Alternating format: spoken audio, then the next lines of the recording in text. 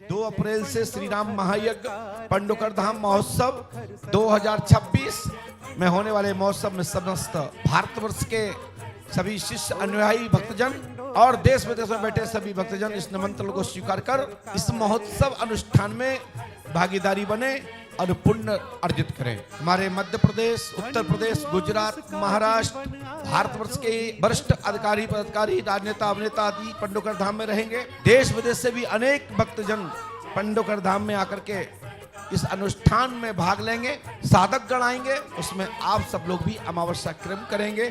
अनुष्ठान भी उस तारीख में भी आप कर सकेंगे, अपने हवन पूजन में बैठ सकेंगे। यज्ञशाला की परिक्रमा करिए। रात्रि काल में मेला होता है यहाँ। दिन का महोत्सव में गर्मी होने के कारण अधिक गर्मी होती है अप्रैल, मई, जून में। तो दिन में श्रीमद् भागवत महापुराण का मूल पाठ और अच्छे विद्वानों के मुखारबिंद से कथा सुनने को सौभाग्य मिलता है। विशेषकर पंडोकर धाम में जो मूल कथा का आधारशिला वाले जो ब्राह्मण हैं, आचार्य हैं, उनके द्वारा ही पंडोकर धाम में कथा श्रवण आपको कराई जाती है। बाकी के कथाएं तो बहुत जगह हो रही हैं, कैसी हो रही हैं मैं इसका विरोध नहीं करता। कथा के नाम पर धोखाधड़ी, चाटुकर्ता का भरा हुआ मंच, मस्करी के अलावा उस मंच पे कुछ नहीं होता।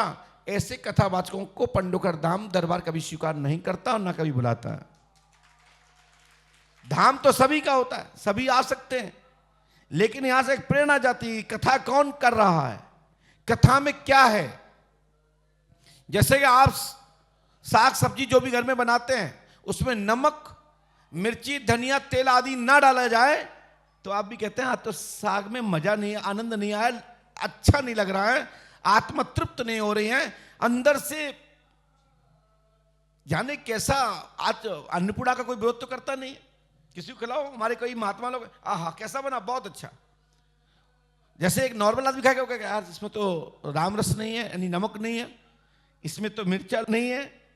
लेकिन हमारा संत जो होता है परमहंस होता है, वो कहते उससे पूछिए प्रसाद कैसा लगा, आहा क्या बात, पहली बार, इतने दिन बाद खा, पहली बार बहुत आनंद आया।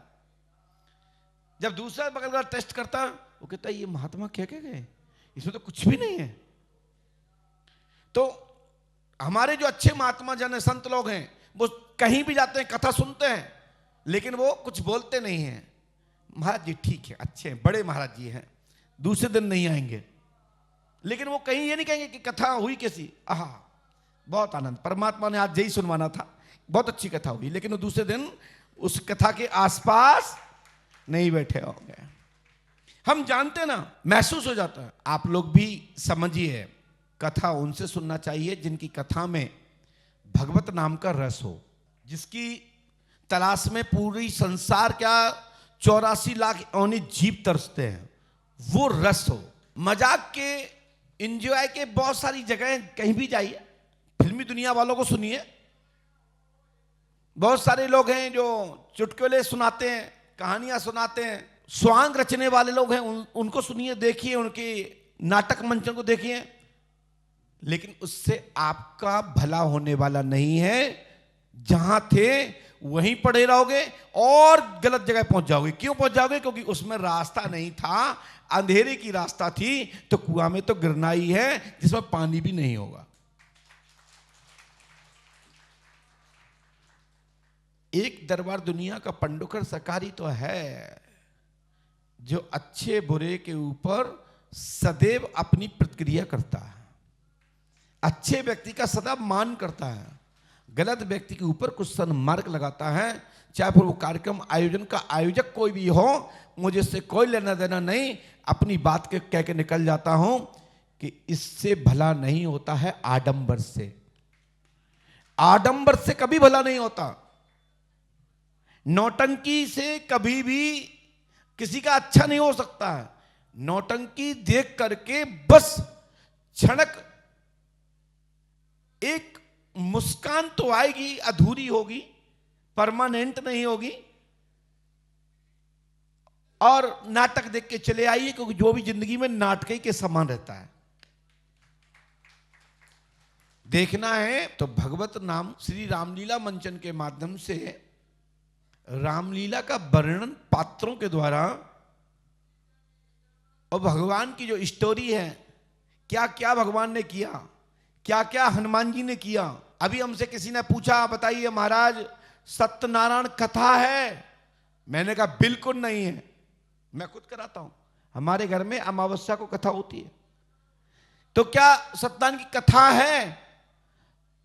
हमने कहा नहीं, सत्यनारायण कथा नहीं है, सत्यनारायण महात्म है।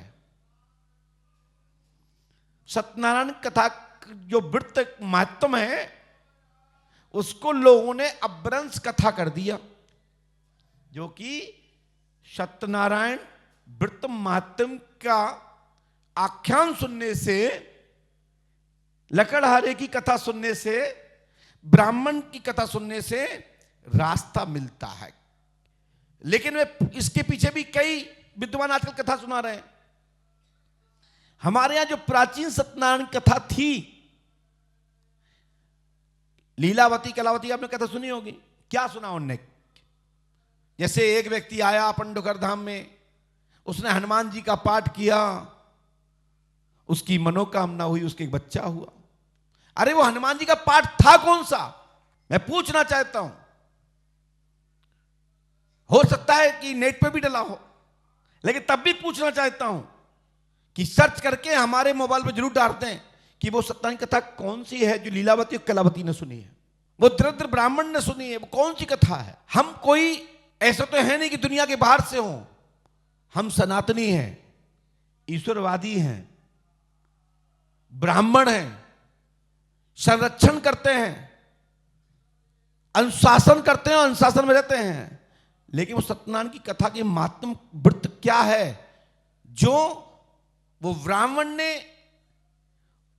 और उसमें जो अन्य उसमें चैप्टर हैं, वो कौन सी कथा सुनी है?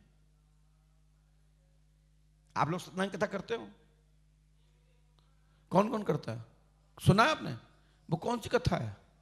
तो यदि पंडोकर धाम में आप आए और आपने, एक भक्त आया, उसने हनुमान जी की कथा सुनी, पंडोकर धाम का पाठ किया, समझना मेरी बात को, और उसको 2 पुत्र रत्न की प्राप्ति हुई, तो वो कौन सी कहानी सुनी थी, कौन सा इतिहास सुना था, कौन सा आख्यान सुना, कौन से मंत्र सुने, कौन से श्लोक सुने, कौन सा पाठ था? लेकिन हां, हमारे यहां जिस पे चर्चा होनी चाहिए थी, इस पे होना चाहिए। देश बचाओ यानी राष्ट्र बचाओ, संस्कृति बचाओ, शास्त्र पुराण बचाओ, इस पर चर्चा भारत के ब्राह्मणों को, साधियों को, शंकराचार्यों को, यज्ञाचार्यों को, आचार्यों को, कथा आचार्यों को और इतिहास के जानकारों को, संबंधित प्रेस को लिखना चाहिए। ये कथा लिखो, ये आपने अपने छापा खाने से उड़ा दिया है। स्कंद पुराण के रेवा खंड के अंतर्गत आने वाली कथाओं को जिक्र खत्म कर दिया है। अब एक साधारण भविष्य पुराण में जो लिखा है उसी का उद्धरण चलता आ रहा है, चलता जा रहा है, और एक आदमी जो कह देता है लोग वही मान जाते हैं। हमने इसमें पहले भी कई बार कहा, कोई किसी के नाम पे लड़ रहा है तो कोई किसी के नाम पे लड़ रहा है, कोई सरकारों के नाम पे लड़ रहा है तो कोई कुर्सी के नाम पे लड़ रहा है तो कोई सिंहासन के नाम पे लड़ रहा है। हमने कहा देश में 4 कुंभ होते हैं, 4 कुंभों में जो गूगल पर जो देखा गया, जो और एप्स हैं, उसमें जो भी डेटे हैं वो कुंभों की डेटे आगे पीछे हुई हैं। उसके लाभ पुण्य कैसे मिलेगा जनमानस को? क्या राजनीतिक वाद विवाद से मिलेगा कि साधु संतों, ब्राह्मणों को, योगियों को, सन्यासियों को अपमान करने से मिलेगा? कैसे राष्ट्र बचेगा, कैसे संस्कृति बचेगी? इस पर चर्चा क्यों नहीं होती है? यह भी एक परिणाम है गूगल के माध्यम से, क्योंकि हमारा वीडियो गूगल पे जाता है, यूट्यूब पर, उसका एक इंजन उससे जुड़ा होता है। गूगल में सर्च करते हो संबंधित, वो यूट्यूब को भी खोल देता है।